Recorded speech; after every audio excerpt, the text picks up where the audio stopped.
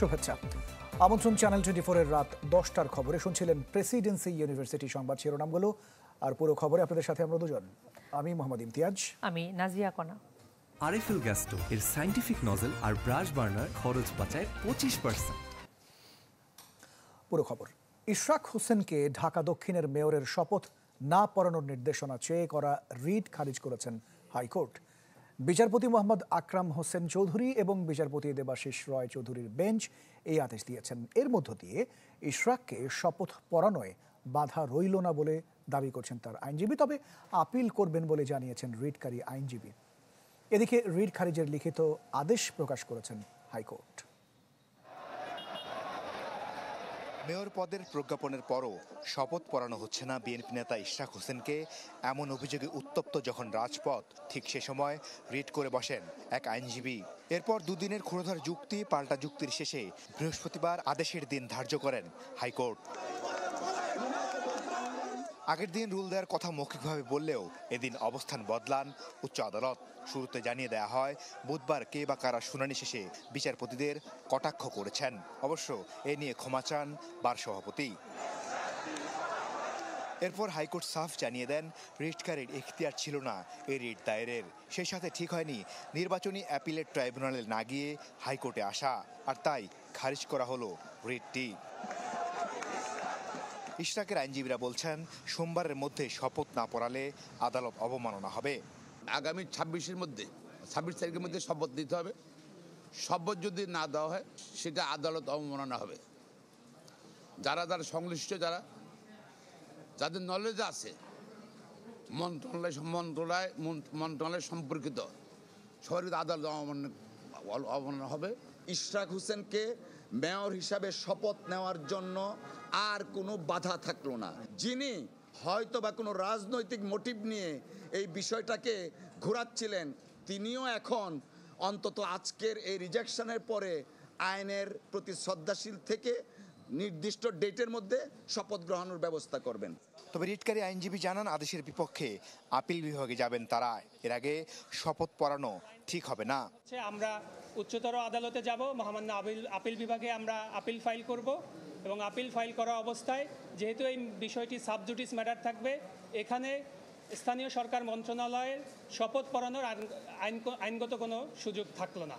মেয়রের শপথ নিয়ে আইন মন্ত্রণালয়ের মতামত চেয়েছে স্থানীয় সরকার মন্ত্রণালয়, তবে আইন উপদেষ্টা দক্ষিণ আফ্রিকায় থাকায় এখনও সেটা দেননি তারা। মাসুদুর রহমান, চ্যানেল 24, ঢাকা। এদিকে আদালতের রায়ে উচ্ছ্বসিত বিএনপি নেতাকর্মীরা। ইশরাক হোসেনকে দ্রুত মেয়রের শপথ পড়ানোর দাবি তাদের। আর রায়ের পর সরকারের কার্যক্রম পর্যবেক্ষণে 24 থেকে 48 ঘন্টা সময় দিলেন ইশরাক হোসেন। তিনি দাবি জানান দুই উপদেষ্টার পদত্যাগের। জনদুর্ভোগ এড়াতে প্রত্যাহার করে নেন অবস্থান কর্মসূচি। বৃষ্টির মাঝেই থেমে নেই স্লোগান। দাবি আদায়ের কর্মসূচিতে যুক্ত হতে থাকেন নেতাকর্মীরা। আদালতের আদেশ ইশরাক হোসেনের পক্ষে আসায় উচ্ছ্বাসে ভাসেন বিএনপি নেতাকর্মীরা। আনন্দ মিছিলে মুখর হয়ে ওঠে রাজধানীর কাকরাইল মোড় ও মৎস্য ভবন এলাকা। যদিও আদেশের উপর আস্থা রাখতে পারছেন না ইশরাক সমর্থকরা, তাই দ্রুত তা বাস্তবায়নের দাবিতে অনড় তারা। অভিযোগ, সরকারের থেকে ক্ষমতার অপব্যবহার করছেন দুই ছাত্র উপদেষ্টা। আদেশ হওয়ার পরে আমরা এখনো শঙ্কিত যে সরকার সে শপথ পাঠ করতে দিবে কিনা। সন্দিহান সরকার কি এই রায় নিয়ে আবার গরিব শুরু করে কিনা, কারণ তারা যদি এটা না করতো তাহলে শপথটা আরো আগেই হতো। ততক্ষণ পর্যন্ত আমাদের আন্দোলন চলমান থাকবে, যতক্ষণ পর্যন্ত আসিফ মাহমুদ এবং তথ্য উপদেষ্টা মাহফুজ এই দুজন পদত্যাগ না করছেন। আমরা এই ঝড় বৃষ্টি উপেক্ষা করে আমাদের দাবি আদায় হওয়ার আগ পর্যন্ত রাজপথ ছাড়বো না ইনশাআল্লাহ। বিকেলে সমর্থকদের মাঝে হাজির হন ইশরাক। দ্রুত আদালতের রায় বাস্তবায়নের দাবি জানিয়ে 48 ঘন্টার আলটিমেটাম দেন তিনি। জনদুর্ভোগ এড়াতে প্রত্যাহার করে নেন অবস্থান কর্মসূচি।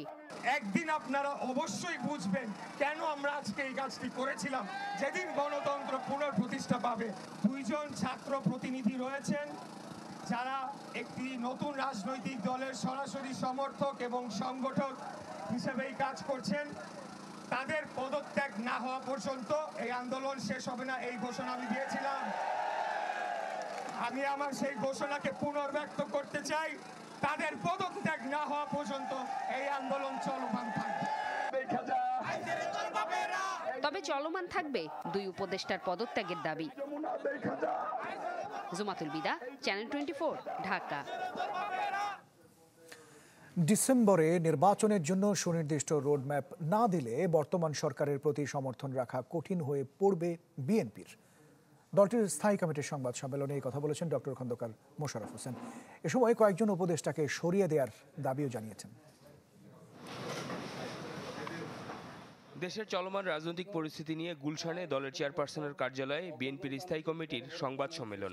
বিরোধী আন্দোলন লিখিত বক্তব্যে দলটির স্থায়ী কমিটির সদস্য ডক্টর খন্দকার মোশাররফ হোসেন বলেন, উপদেষ্টা পরিষদে নির্দিষ্ট একটি দলের প্রতিনিধিদের উপস্থিতি সরকারের নিরপেক্ষতাকে প্রশ্নবিদ্ধ করেছে। ভাবমূর্তি রক্ষায় বিতর্কিত উপদেষ্টাদের সরিয়ে দেওয়ার দাবি বিএনপির। অন্তর্বর্তী সরকারের যে সমস্ত উপদেষ্টাগণ একটি নূতন রাজনৈতিক দলের সাথে প্রত্যক্ষ ও পরোক্ষভাবে জড়িত, সরকারের ভাবমূর্তি রক্ষার্থে তাদেরকে অব্যাহতি দেওয়া প্রয়োজন। জাতীয় নিরাপত্তা উপদেষ্টার গতকালের বক্তব্য আবারও নতুন বিতর্কের জন্ম দিয়েছে। সরকারের ভাবমূর্তি রক্ষার্থে তাকেও অব্যাহতি দেওয়া প্রয়োজন হবে। ফ্যাসিবাদের দোসর কয়েকজন উপদেষ্টাকে সরিয়ে দেওয়ার দাবি আমরা ইতিপূর্বে অনেকবার উত্থাপন করেছি। এ সময় ডিসেম্বরে জাতীয় নির্বাচন আয়োজনের লক্ষ্যে সুনির্দিষ্ট রোডম্যাপ না দিলে বর্তমান সরকারের প্রতি বিএনপির সহযোগিতা রাখা কঠিন হয়ে পড়বে বলেও হুঁশিয়ারি দেন দলটির নেতারা। ডিসেম্বর 2025-এর মধ্যে একটি জাতীয় সংসদ গঠনের জন্য অবিলম্বে সুনির্দিষ্ট রোডম্যাপ ঘোষণার দাবি জানাচ্ছি। এর অন্যথা হলে জনগণের দল হিসাবে বিএনপির পক্ষে এই সরকারের প্রতি সহযোগিতা অব্যাহত রাখা কঠিন হয়ে দাঁড়াবে। নিরপেক্ষতার কথা বলছি, সুতরাং যাদের সম্বন্ধে বিতর্ক আছে তাদেরকে বাদ দিয়ে কেয়ারটেকার মোডের দিকে যেতে হবে, সংখ্যা কমিয়ে আনতে হবে, নির্বাচনের রোডম্যাপ ঘোষণা করতে হবে, এটা হচ্ছে মূল কথা। আদালতের রায়ের প্রতি সম্মান জানিয়ে ইশরাককে মেয়র পদে সরকার শপথ দিবেন এমন প্রত্যাশা করে বিএনপি। রায়টা দিয়েছে তাকে শ্রদ্ধা করে অনতিবিলম্বে শপথ দেওয়ার জন্য। ব্যাংককে চিকিৎসাধীন বিএনপি মহাসচিব টেলিফোনে গণমাধ্যমকে জানান, ইশরাককে শপথ না পড়ানোর রিট খারিজে জনগণের বিজয় হয়েছে। এটাতে আরেক দিক থেকেই গণতন্ত্রের বিজয় হলো। ইশরাককে মেয়র ঘোষণা করেছিল, আজকে সেটা বাস্তবে রূপ দেওয়ার একটা সুযোগ এসেছে। আমি আশা করব যে মন্ত্রণালয় এখন আর কোনো সমস্যা তৈরি না করে দ্রুত তারা ইশরাকের শপথের ব্যবস্থা করবেন। শফিকুল ইসলাম সবুজ, চ্যানেল 24, ঢাকা। গেল কয়েকদিন ধরেই চাপা উত্তেজনা চলছে রাজনীতিতে। তৈরি হয়েছে এক ধরনের গুমুট পরিস্থিতি। ডিসেম্বরের মধ্যে জাতীয় নির্বাচন হওয়া উচিত, সেনাপ্রধানের এমন বক্তব্য গণমাধ্যমে আসার পর থেকে পাল্টাচ্ছে দৃশ্যপট। অতীত ভুলের জন্য ক্ষমা চেয়ে ঐক্যের ডাক দিয়েছেন তথ্য উপদেষ্টা, আর ফ্যাসিবাদ বিরোধী সব পক্ষকে মান অভিমান ভুলে এক হওয়ার আহ্বান জামায়াত আমিরের। ঢাকা দক্ষিণ সিটি কর্পোরেশনের মেয়র পদে ইশরাক হোসেনকে দায়িত্ব বুঝিয়ে দিতে গেল বৃহস্পতিবার থেকে নগর ভবনের সামনে অবস্থান নিয়ে বিক্ষোভ শুরু করে বিএনপি নেতাকর্মীরা। একই জায়গায় টানা বিক্ষোভের পর গত বুধবার সকাল থেকে কাকরাইল মোড়ে অবস্থান নেয় ইশরাকের কর্মী সমর্থকরা। এই ইস্যুতে দলটির বড় নেতাদের বক্তব্য পাল্টা বক্তব্যে ইঙ্গিত মেলে সরকার বিএনপির মুখোমুখি অবস্থানের। শহর স্থবির করে দেয়া এই আন্দোলনে দাবি ওঠে দুই ছাত্র উপদেষ্টার পদত্যাগের। এমন উত্তপ্ত পরিস্থিতি আরও তীব্র হয় বিএনপি নিয়ে এনসিপি নেতা হাসনাত আবদুল্লার বক্তব্যে।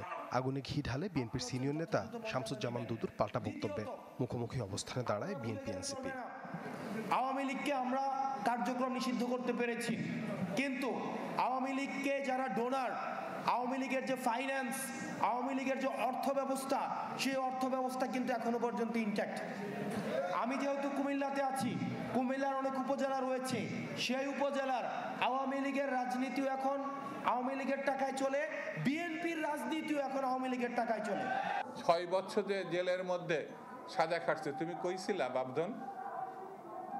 বিএনপির বলো যে আওয়ামী লীগের টাকা দিয়ে রাজনীতি করছে। যদি বিএনপির লোকরা প্রস্রাব করে একমাত্র, তাহলে প্রস্রাবের তোরে ভেসে বঙ্গোপসাগরে গিয়ে পড়বে। সবকিছুর একটা সীমা থাকতে হবে। এত কিছুর মধ্যেও সবার দৃষ্টি ছিল সেনানিবাসের এক সভা ঘিরে সেনাপ্রধানের দিকে। সভায় আগামী ডিসেম্বরের মধ্যে জাতীয় নির্বাচন হওয়া নিয়ে সেনাপ্রধানের বক্তব্য নজর কাড়ে সবার। বৃহস্পতিবার দুপুরে আদালতের রায় ইশরাকের পক্ষে গেলে বিকেলে উপদেষ্টাদের পদত্যাগে 48 ঘন্টা সময় বেঁধে দিয়ে নেতাকর্মীদের নিয়ে রাজপথ ছাড়েন তিনি। বিদ্বেষপূর্ণ এমন পরিবেশে বিকেলে ফেসবুক স্ট্যাটাসে অতীতের যে কোনো বিভাজনমূলক বক্তব্যের জন্য দুঃখ প্রকাশ করেন তথ্য উপদেষ্টা মাহফুজ আলম। জুলাইয়ের স্পিরিট ধারণ করে ডাক দেন বৃহত্তর ঐক্যের। দায়িত্বশীল আচরণের আহ্বান জানান জামায়াত আমিরও। মান অভিমান ভুলে দূরদর্শী আচরণের অনুরোধ তার। তবে সরকার সহ বিভিন্ন দলের মুখোমুখি অবস্থানে রাজনীতিতে যে গুমোট হাওয়া বইছে তা কিভাবে কাটবে সেদিকে এখন নজর সবার। সাদবিন শফিক, চ্যানেল 24, ঢাকা।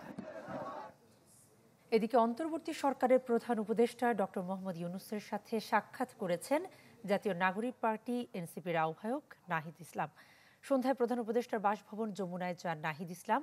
এনসিপির একাধিক সূত্র এই তথ্য নিশ্চিত করেছেন। দীর্ঘ সময় তিনি ডক্টর ইউনূসের সঙ্গে বর্তমান রাজনৈতিক প্রেক্ষাপট নিয়ে একান্তে আলাপ করেন। দেশ জুড়ে তোলপা ওয়ালটন ফ্রিজ কিনে আপনিও হয়ে যেতে পারেন মিলেনিয়ার। ঢাকা বিশ্ববিদ্যালয়ের শিক্ষার্থী সাম্য হত্যার বিচার দাবিতে শাহবাগ এবং হোটেল ইন্টারকন্টিনেন্টাল মোড়ে সড়ক অবরোধ করে বিক্ষোভ করেছে ছাত্রদল। সকাল 10টা থেকে শুরু হওয়া অবস্থান কর্মসূচি চলে বিকেল 5টা পর্যন্ত। দাবি আদায় না হলে আরও কঠোর কর্মসূচির ঘোষণা দিয়েছেন তারা। স্লোগানে স্লোগানে উত্তাল শাহবাগ ও হোটেল ইন্টারকন্টিনেন্টাল মোড়। দাবি ঢাকা বিশ্ববিদ্যালয়ের শিক্ষার্থী সাম্য হত্যার বিচার। সকাল 10টা থেকে সড়কে অবস্থান নেন ছাত্রদল নেতাকর্মীরা। হোটেল ইন্টারকন্টিনেন্টাল থেকে প্রধান উপদেষ্টার বাসভবন যমুনামুখী সড়কটিতে ব্যারিকেড দেয় পুলিশ। ছাত্রদেরকে টার্গেট করে ক্যাম্পাসে নিয়ন্ত্রণ নেওয়ার জন্য একটি মহল এই হত্যাকাণ্ডগুলো চালাচ্ছে।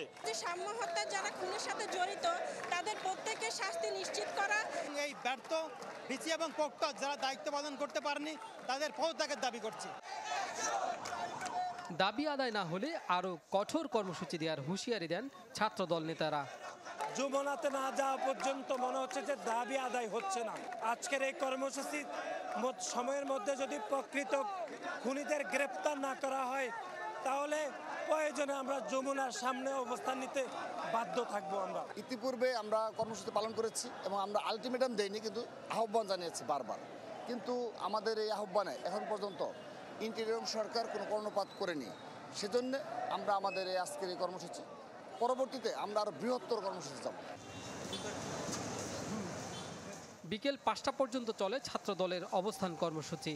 এতে 7 ঘন্টা যান চলাচল বন্ধ থাকায় দুর্ভোগে পড়েন নগরবাসী। কাজী ফয়সাল, চ্যানেল 24, ঢাকা। সপ্তাহের শেষ দিন একরকম স্থবিরই ছিল ঢাকা। সড়ক আটকে একের পর এক আন্দোলন আর বৃষ্টিতে ভোগান্তি বেড়েছে সাধারণ মানুষের। রাস্তা বন্ধ করে আন্দোলন না করার জোরালো দাবি ভুক্তভোগীদের কণ্ঠে। রাজধানীর গুরুত্বপূর্ণ সড়কগুলোতে যান চলাচল বন্ধ রেখে আন্দোলন কর্মসূচি। নগরীতে যা রেশ ছিল দিনভর, ঘুরে নেই গাড়ির চাকা। ঘন্টার পর ঘন্টা থাকতে হয় ঠাই দাঁড়িয়ে। পরিস্থিতি এতটাই ভয়াবহ যে পায়ে হেঁটে যাওয়ারও উপায় নেই। এটা চরম ভোগান্তি এবং এই ধরনের আন্দোলনের কোনো মানে হয় না সাধারণ জনগণকে জিম্মি করে। বাসে উঠলাম কিন্তু 1 ঘন্টা হয়ে গেল এই রাস্তায় আছি এখন। ওই বাংলায় এই কারণ বাজার থেকে বাংলা মোটর সিগন্যালে কোনো পার হতে পারিনি। আমরা যে ছোট রাস্তা যে দিয়ে যাব সেটা সেই পর্যন্ত নয়, সেটা পর্যন্ত যানজট। এর সাথে যোগ হয়েছে বৃষ্টির বিড়ম্বনা। সব মিলিয়ে সপ্তাহের শেষ দিনে একরকম স্থবির ছিল ঢাকার রাস্তাগুলো। কর্মজীবী মানুষ, পরীক্ষার্থী, হাসপাতালে রোগী বহন করা অ্যাম্বুলেন্স, ভোগান্তি পোহাতে হয়েছে পথের প্রায় সবাইকেই। এইরকম যদি আন্দোলন সংগ্রাম চলতে থাকে তাহলে সাধারণ মানুষ কোথায় যাবে বলে? এই যে ঘন্টার পর ঘন্টা আমরা বাচ্চাগুলো নিয়ে কষ্ট করে হেঁটে স্কুলে যাচ্ছে আসতেছে, এটার প্রতিকার হওয়া উচিত। এমন কোনো দিন নাই যে একটা আন্দোলন না হয়েছে। ঢাকাবাসীর আজকে দেওয়ালে পিঠ থেকে গেছে, ব্যবসায়ীদের দেওয়ালে পিঠ থেকে গেছে। রাস্তাঘাট অবরুদ্ধ করে আন্দোলন না করার জোর দাবি ছিল ভুক্তভোগী মানুষের কণ্ঠে। জিনিয়া কবির সূচনা, চ্যানেল 24, ঢাকা। আপনারা দেখছেন রাত 10টার খবর। একটা ছোট্ট বিরতির সময় হলো, সঙ্গেই থাকুন।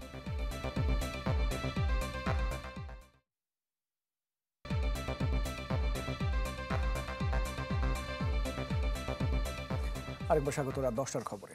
আপনারা দেখছেন চ্যানেল 24। আসামি গ্রেপ্তারের ক্ষমতা দেওয়া হয়েছে আন্তর্জাতিক অপরাধ ট্রাইব্যুনালের তদন্ত সংস্থাকে। প্রজ্ঞাপনের মাধ্যমে তদন্ত কর্মকর্তাদের এই ক্ষমতা দেয়া হয় আজ। একই সাথে আন্তর্জাতিক অপরাধ ট্রাইব্যুনাল কার্যপ্রণালী বিধি 2010 সংশোধন করে গেজেট প্রকাশ করা হয়। গণঅভ্যুত্থানে গেল বছরের 5 আগস্ট আওয়ামী লীগ সরকারের পতনের পর 14 অক্টোবর আন্তর্জাতিক অপরাধ ট্রাইব্যুনাল পুনর্গঠন করা হয়। এরপর ট্রাইব্যুনাল আইনের 3টি সংশোধন আনা হয়েছে, আর ট্রাইব্যুনালের কার্যবিধির সংশোধন আনার এটি প্রথম উদ্যোগ। আগে ট্রাইব্যুনালের কার্যবিধি অনুযায়ী ট্রাইব্যুনাল কারো বিরুদ্ধে গ্রেপ্তারি পরোয়ানা জারি করলে তা আইন শৃঙ্খলা রক্ষাকারী বাহিনীর সদস্যরা বাস্তবায়ন করতে পারতেন। সংশোধন করে পরোয়ানা কার্যকরের ক্ষমতা আইন শৃঙ্খলা রক্ষাকারী বাহিনীর পাশাপাশি ট্রাইব্যুনালের তদন্ত কর্মকর্তাদেরও দেয়া হলো।